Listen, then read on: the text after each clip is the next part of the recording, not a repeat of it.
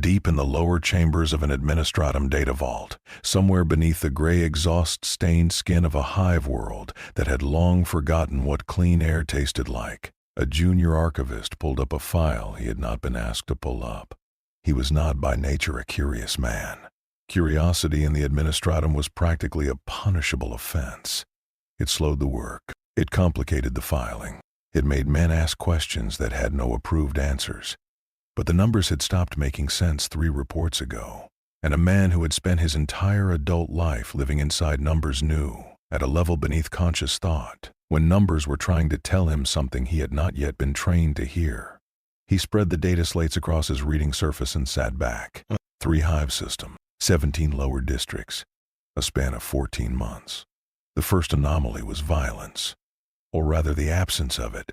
Underhive conflict reports were normally filed in such volume that the forms were recycled before the ink had fully dried. They were background noise, expected. But across all 3 systems the volume had dropped, not dramatically, not in any way that would have triggered an automatic review. But when you placed them side by side and drew the trend lines, the pattern emerged with the quiet, patient insistence of water finding its level. Lower hive homicide. Down across all 3 zones. Gang territorial disputes. Child mortality attributed to civilian negligence or abandonment. He moved to the second cluster of data. Tithe refusal reports. These were more troubling. Not because they were violent, but because they were principled. Across multiple districts, families had been quietly refusing to surrender their children to Scola Progenium recruiters. Refusal was not unusual in the Underhive. Desperate people did desperate things. But these refusals carried a specific texture that nagged at him. They were calm. They were organized. They arrived with the quiet confidence of people who had been told to expect the knock on the door and had rehearsed, unhurriedly, exactly what they would say when it came. You could not manufacture that kind of composure in the Underhive. You earned it. Someone had been teaching these people how to refuse without breaking. The third cluster was the strangest. Cooperation logs. Filed by Arbite's monitoring stations and flagged as low priority, very nearly buried in the archive queue. In 3 separate hive cities, civilians had been observed sharing resources, coordinating shelter networks, and forming what the report described in its most lifeless bureaucratic language as unauthorized mutual assistance networks. The phrasing was so antiseptic it very nearly concealed what it was actually documenting. People were helping one another, willingly. Without leverage, without expectation of payment, in the Underhive of the 41st millennium. And then there was the symbol.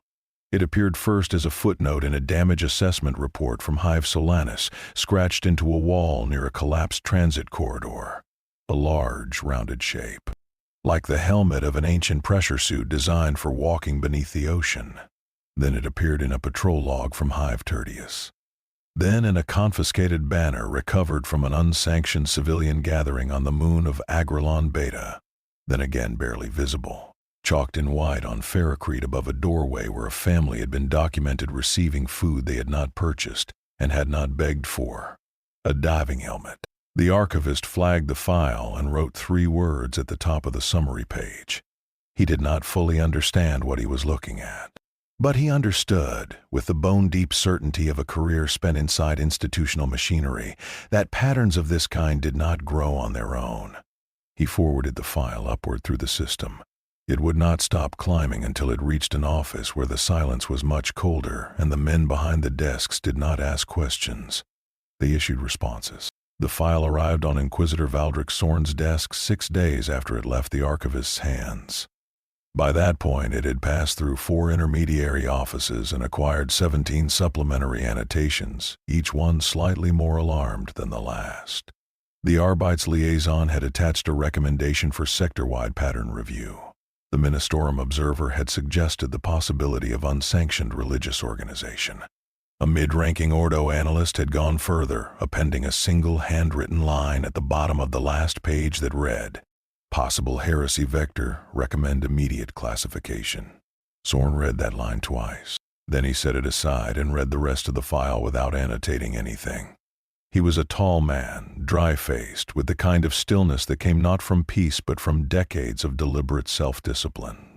He had personally overseen the burning of 3 worlds. Not because he enjoyed it, because the calculus had been undeniable. He was not a man who fletched. But he was also, more unusually for his office, a man who thought before he reached for the torch.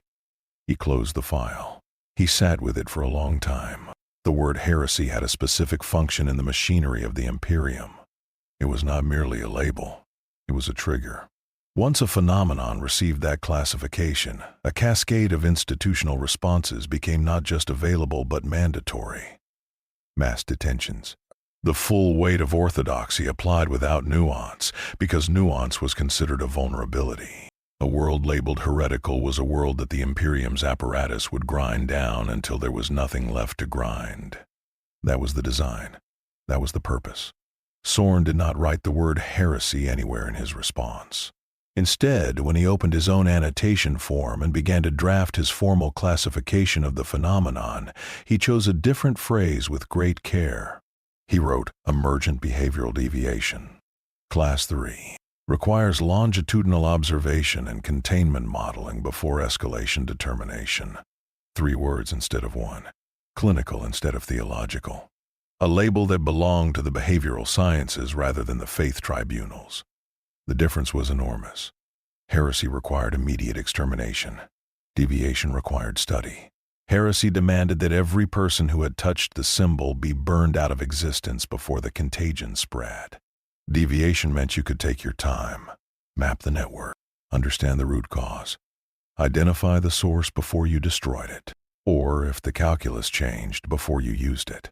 He was aware that other members of his order would see the distinction as cowardice, or worse, as complicity. There were inquisitors who would have already issued the purge order on the basis of the archivist's first report alone. They would have called it efficiency. Soren called it waste. You could not learn from what you had already reduced to cinders, and there was something here worth learning from. Something unprecedented enough that burning it without understanding it first felt, to his very particular mind, like a strategic error of the highest order. The symbol appeared across multiple systems. The behavioral changes were consistent. The source had not yet been identified. Burning everything that had been touched by the influence would mean burning civilians across 3 hive worlds and a moon, none of whom had committed any act of violence, none of whom had spoken against the Emperor, none of whom had done anything more dangerous, in the strictest reading, than help their neighbors survive. Soren knew what happened when the Imperium burned people for surviving. It created the very thing it was trying to prevent. He sealed his annotation and sent the file downward again, this time with new instructions attached. Do not escalate without his direct authorization. He did not use the word heresy. Not yet. The order to suppress unauthorized gatherings reached the Arbites precincts of 3 hive cities within 10 days of Soren's reclassification. It did not come stamped with his name. It came through the standard under-hive enforcement directives, worded in the language of public order rather than ideological control, which meant it could be implemented quietly, without the ceremony that a formal heresy purge would require. No public proclamations. Just additional patrols in the lower districts, enhanced enforcement of congregation ordinances, and increased scrutiny of any civilian assembly exceeding 8 persons in an unsanctioned location. It was designed to look routine. In the underhive, it always did. The first raids came in the deep hours before the artificial dawn cycle. Arbite squads in their black carapace armor descended into the subtunnels and the repurposed maintenance corridors where the gatherings had been reported, and they found, in most cases, nothing. Empty rooms, cold floors, the ash of recently extinguished lanterns. Someone was warning them. Someone with enough awareness of patrol timing and corridor access to move people before the doors came down. That someone was a 15-year-old girl named Mira. She had been one of the children from the earliest gatherings. Not the oldest, not the loudest, but the one who had watched the Guardian most carefully during his visits, noting not just what he did, but how he thought. He did not react. He anticipated. He did not fight where fighting was visible. He positioned himself where visibility was lowest and influence was highest. Mira had internalized this without being taught it. She had built a loose communication network across 4 subtunnels using runners, scratch marks on specified pipes, and a pattern of knocks whose meaning changed weekly. When the Arbites came, the children were already gone. But the arrests did not stop. They expanded. The Arbites adapted, widening their dragnet to include anyone observed carrying objects bearing the symbol, anyone known to have attended a gathering in the past 6 months, anyone reported by a neighbor as displaying unusual cooperative behavior, which was, in the 41st millennium, considered sufficiently suspicious to warrant detention without formal charge. Families were brought in for questioning. Food caches were confiscated. The small supply networks that had kept the younger children fed through the past winter were dismantled with methodical efficiency, and the symbol came off the walls. Arbites teams moved through the underhive corridors with abrasive tools and whitewash, erasing every painted or scratched diving helmet they found. They documented each one before removal, measured its dimensions, noted its location relative to nearby structures, treated each mark as a data point rather than an act of vandalism. This was, in its own bureaucratic way, more unsettling than simple destruction would have been. They were not angry. They were thorough. Mira watched one of the erasure teams work from a ventilation overhead and felt something she did not have a precise word for. It was not quite grief. It was not quite anger.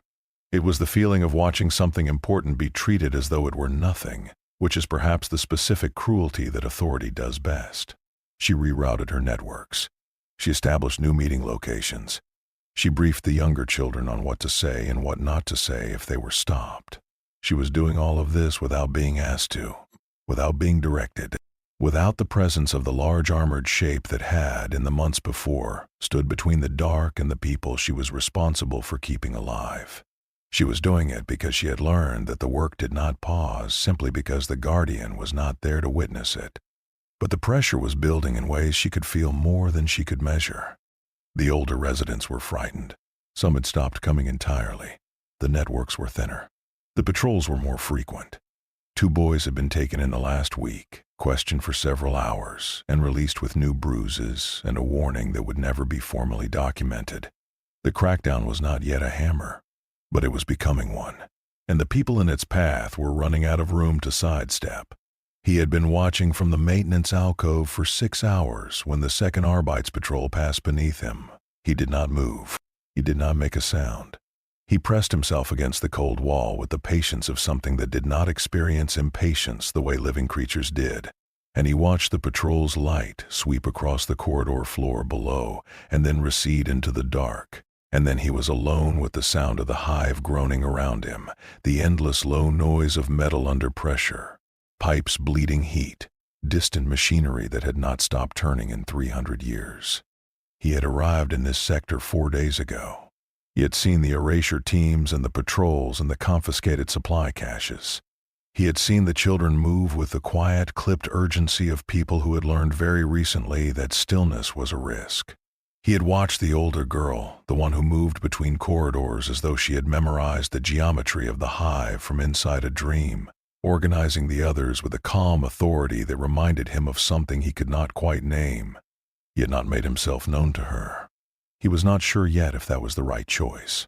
For the first time since arriving on this world, he hesitated. The logic of the dilemma was not complicated. It had the simple, brutal shape of most impossible choices. If he stepped forward, if he made his presence visible to the patrols and the surveillance systems that were thickening daily across the lower sectors, he would draw attention downward, not just to himself, to them, the children, the networks Mira had built, the families who had chosen to stop handing their sons and daughters over to recruiters. Every one of them would become more visible the moment he became more visible, because the Imperium did not think in individual terms. It thought in proximity. If you were near something they were hunting, you were part of it. Guilt by association was not a logical fallacy here. It was policy. But if he did nothing, the arrests would continue. The food networks would shrink further. The children would scatter under pressure until the thing that had been built here, this fragile, unremarkable, extraordinary arrangement of people choosing to look after one another, would dissolve back into the gray misery of underhive survival and become as though it had never existed. He sat with this. The hive groaned. A pipe somewhere to his left released a short hiss of steam and went quiet. He understood, in the way that he understood most things, not through language but through something older and more direct, that his instinct was to move. It had always been his instinct to move. to place himself between the threat and the thing worth protecting. That was the oldest instruction inside him, worn into his architecture at a level that predated everything else. But that instinct, he was beginning to understand, was also the thing that could undo everything. Every time he stepped forward, the circle of danger around him expanded. Every time he made himself seen, the system that had begun tracking him grew more precise, more attentive, more determined to understand what he was and how to respond to it. He was not invisible. He had never been invisible. But there was a difference between being seen and being studied, and something in the quality of the patrols he had watched over the last 4 days told him that the nature of the attention being paid to this sector had changed. It was more careful than it had been, more patient, less like enforcement and more like observation. Someone was not just reacting to what he had done. Someone was trying to predict what he would do next. He remained in the alcove. He did not intervene. He watched the corridor below return to its ordinary darkness, and he stayed still inside his own hesitation, which was something new, and which cost him more than stillness usually did. He would wait, not because the children were not worth moving for, but because moving wrong was worse than not moving at all. The announcement came through the hive's central voxcasters at the beginning of the mid-cycle work shift, broadcast in the flat, rehearsed tones that the Imperium reserved for statements it wanted heard but not discussed. It was brief. 11 children ranging in age from 9 to 14 had been detained in the lower districts on charges of distributing unauthorized iconography and participating in unsanctioned assembly. They were to be processed publicly in Transit Plaza 17 in the Middle Hive as an instructive demonstration of civic order, not executed. The word execution was absent from the broadcast entirely, which was a word that could mean almost anything, and therefore meant something very specific in context. It meant visible punishment. It meant the kind of public ceremony designed not to kill, but to erase. To strip away the dignity of the thing being punished in front of as many witnesses as possible, so that the memory of watching it would do more lasting work than any physical harm could. They were going to make an example. And the example was going to be children. Mira heard the broadcast from 3 levels down and felt the bottom fall out of her carefully maintained calm. She counted back through the movement records in her head. She had moved everyone she knew about. She had warned every runner, every family, every child who had attended a gathering in the last month. But there were people she had not reached in time, children who lived deeper in the subzones. Children whose families had come to the gatherings only once or twice, and who did not know her or know the knock pattern, or know that the knock pattern had already changed. They had been caught with the symbol scratched onto slates they carried under their arms. Quiet. She started moving immediately, not toward the plaza, but through a specific sequence of access corridors that she had mapped weeks ago, before any of this had begun to accelerate, because she had been paying attention to the way the hive worked, and she had understood, without being told, that moments like this would come eventually. He was already there when she reached the 3rd junction. She did not see him at first. The alcove was deep and he was entirely still, and in the dark he was simply another shape of darkness. But she had learned to look for the particular quality of stillness he carried, the absence of motion that was too complete to be accidental. She stopped. She did not speak. She looked to where she understood him to be and she waited. He looked back at her for a long moment. Then he moved, not toward the plaza, not toward the Arbites or the processing site or the 11 children who were at this moment being held in a preparation room while their names were transcribed into the public record for the broadcast. He moved in a different direction entirely, and Mira, after 2 seconds of confusion, understood what he was doing and began running to keep up. He found the primary surveillance relay hub for Transit Zone 17 in a sealed utility room 40 meters from the plaza entrance. The door was locked with a standard administratum mechanism. He opened it in the way he opened most things that were designed to stay closed. The relay hub went dark 11 seconds later. The backup power coupling for the plaza's external pictrecorders went next, located in a separate conduit shaft on the building's north face. Then the atmospheric lighting array for the plaza's central stage, which was on a 3rd independent circuit and required a different kind of interruption entirely. The plaza went dark. Not completely. Emergency lighting kept it from becoming a true blackout. But the careful staging of the public processing, the bright lights, the clean angles for the surveillance pics, the controlled theater of civic erasure, collapsed into a confusion of half-illuminated figures and shouting Arbites who had been trained for force application but not for managing the chaos of a crowd in sudden low light. The children were moved in that confusion, not rushed, not dragged, guided, with a hand on each shoulder and a specific direction for each set of feet and a route that had been understood before the lights went out, because the route had been planned for this. Not for this exact moment, but for the category of moment that this was. None of the Arbites were harmed. None of the surveillance teams caught a clear image of anything useful. What they caught were shapes in darkness. 11 shapes going one direction and becoming absent. One larger shape at the edge of the frame for a fraction of a second before the final camera lost power entirely. The children were back in the deep subtunnels within 20 minutes. The plaza stood empty under its emergency lights, and the Voxcasters broadcast nothing because there was nothing left to broadcast.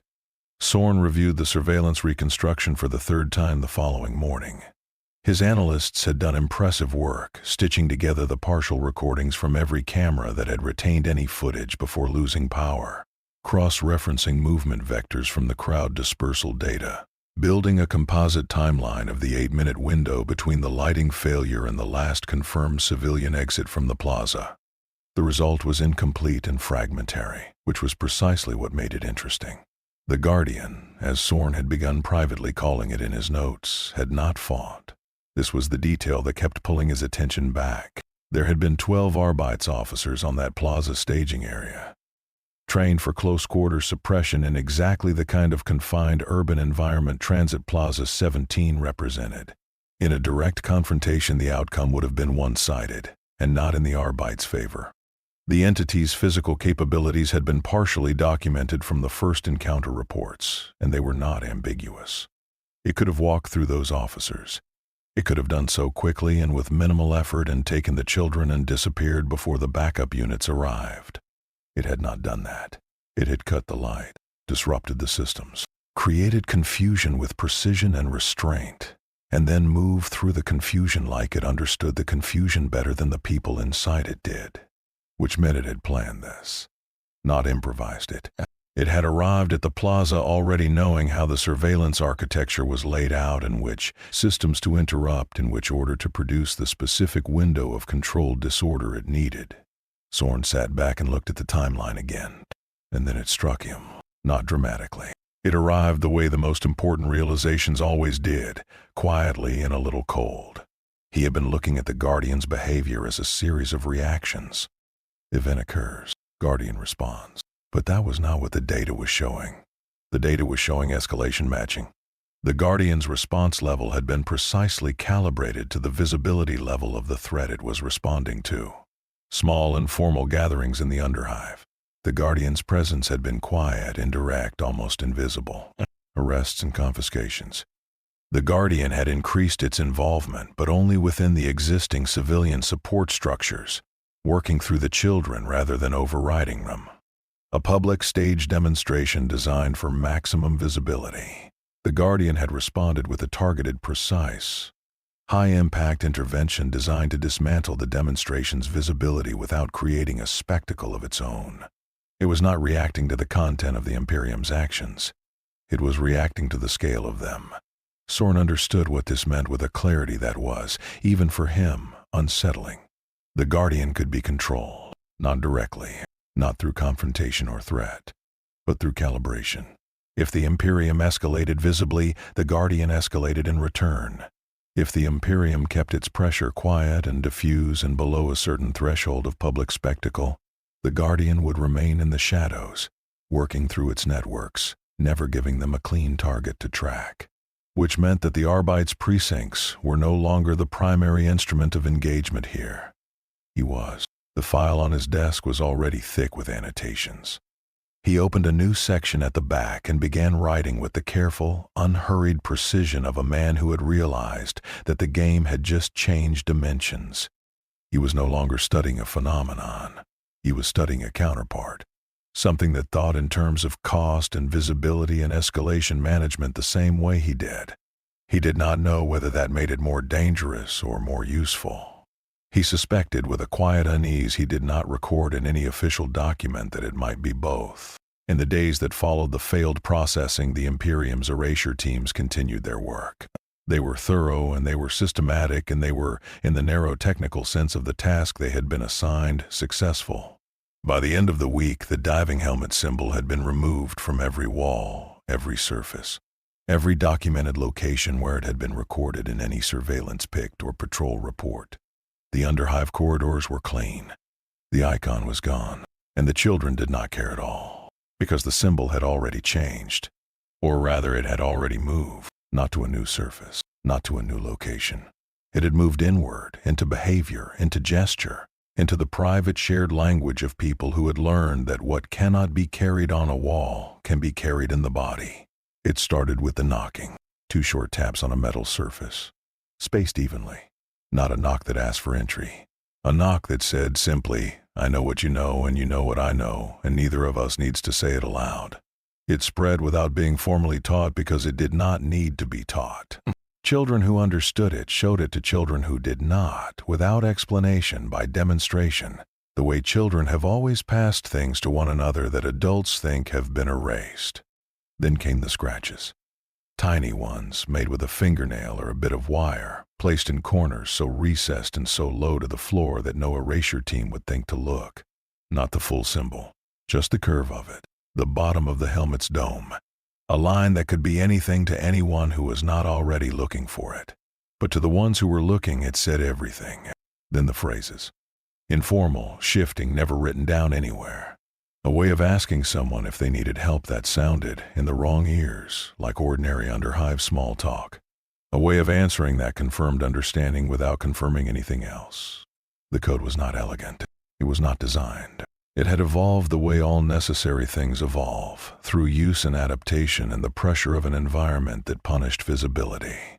Mira had not invented any of this. She had watched it emerge and had understood, with a satisfaction she kept very quiet inside herself, that this was what the crackdown had actually produced. Not silence, not erasure. Transformation. The symbol had been something the Imperium could see, and so the Imperium had destroyed what it could see. What it could not see was the understanding that the symbol had represented. That understanding was not stored on walls. It was stored in people. It was stored in the specific posture of a child who knocked twice on a pipe and waited, and in the posture of the child across the corridor who heard it and knew, without looking up, that they were not alone.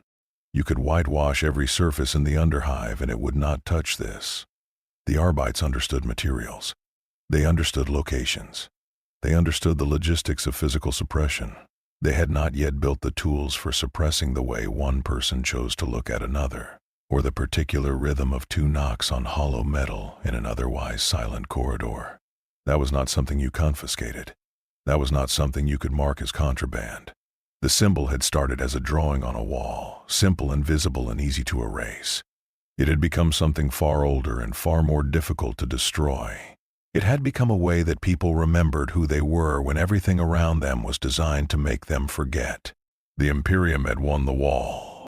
It had lost the memory. He left before the replacement patrols arrived.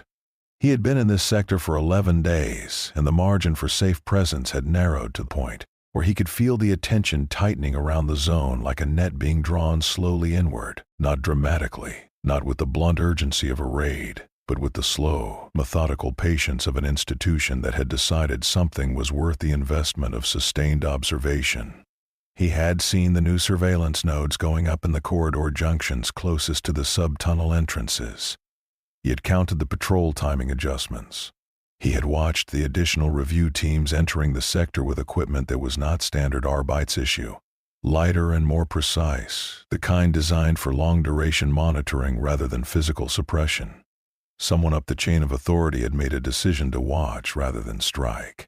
He understood this, and it told him more about what he was facing than any direct engagement would have. A force that attacked could be anticipated. A force that watched and waited and gathered information was something else. It was a force that believed it could learn from him, a force that intended to use what it learned. He moved through the lower access corridors in the deep hours of the overnight cycle, following the route he had mapped during his first days in the sector, the one that avoided every documented camera node and kept him below the thermal sensing threshold of the ceiling-mounted passive arrays. He was not invisible. He was never truly invisible.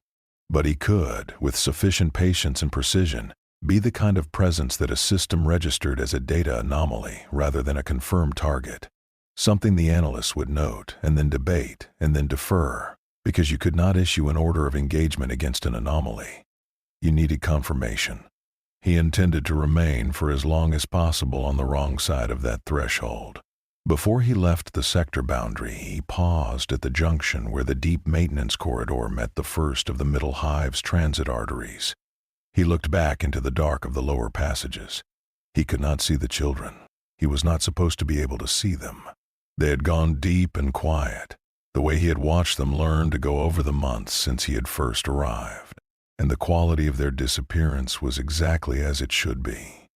Organized, not frightened into hiding but deliberately withdrawn. There was a difference, and he had learned to recognize it.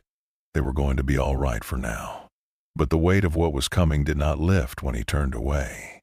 He had been watching the institutional responses escalate, and he understood, in the practical terms that his architecture reduced everything to, that what had begun as a local enforcement matter had grown into something of a different category entirely. The surveillance increase was not confined to this sector. He had observed similar deployments in 2 adjacent districts before leaving them weeks ago. The same careful, patient spread of monitoring infrastructure. The same shift away from reactive enforcement and toward sustained analysis. This was not 3 isolated hive sectors trying to manage a local problem. This was a coordinated response to something that had been classified above the local authority level. Someone had drawn a circle on a map that encompassed all 3 systems and had begun treating what was inside that circle as a single problem. He did not yet know who had drawn that circle. But whoever it was, they were not thinking about the symbol on the wall. They were thinking about him. The sealed document was filed under the classification designation Ordo Investigative Record, Internal Reference Series, Guardian Influence Containment Protocol, Phase 2. It did not exist in the standard inquisitorial registry.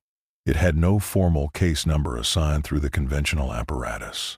It was, in every meaningful procedural sense, a document that had not been written, contained within a file that had not been opened, stored in a system that would deny its existence under any standard audit query.